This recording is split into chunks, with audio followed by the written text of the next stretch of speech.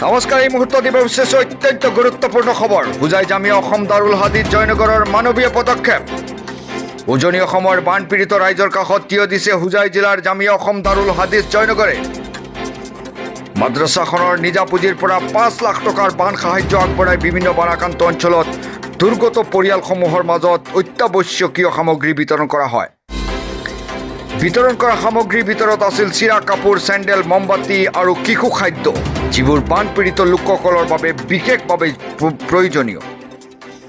মাদ্ৰাছাৰ কৰ্তৃপক্ষই জনায় যে সমাজৰ দুৰ্যোগৰ সময়ত অসহায় লোকৰ কাষত থিয় দিয়াটো এক সামাজিকভাৱে নৈতিক দায়িত্ব। এই মানৱীয় পদক্ষেপক স্থানীয় ৰাইজে আদৰণি জনাইছে। ইতিমধ্যে আমাৰ হাতত কিছু মন্তব্য আছে, আমি শুনাই ল'ব বিচাৰিছোঁ।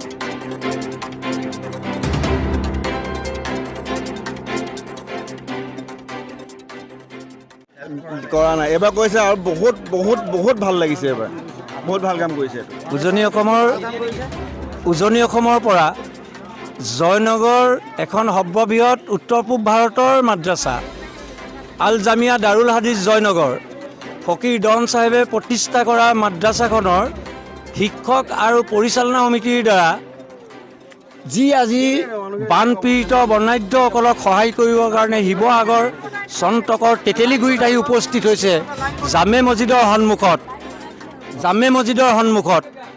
নিশ্চয় জয়নগৰ মাদ্ৰাছাৰ কৰ্তৃপক্ষক নতশিৰে আমি স্বীকাৰ কৰিম আৰু উৰেটো জীৱন তাত পঢ়া ছাত্ৰ, শিক্ষক আৰু কৰ্মচাৰীবৃন্দ দীৰ্ঘায়ু কামনা কৰিম।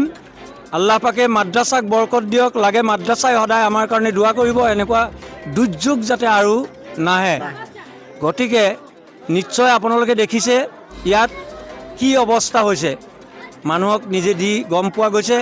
আজি জয়নগৰ মাদ্ৰাছাত অহা আপোনালোকৰ চেনেলৰ সকলোকে ধন্যবাদ জনাইছোঁ। ভৱিষ্যতেও সহায় সহযোগ কৰ্ম সংস্থাপনৰ যোগেদি জয়নগৰ মাদ্ৰাছাত কোৰে কটাৰীয়ে লৈ যাতে এদিন মাদ্ৰাছাৰ কেইজনমান ছাত্ৰৰ সৈতে কৰিবলৈ আহে, তাৰ কাৰণে মোৰ অনুৰোধ থাকিল।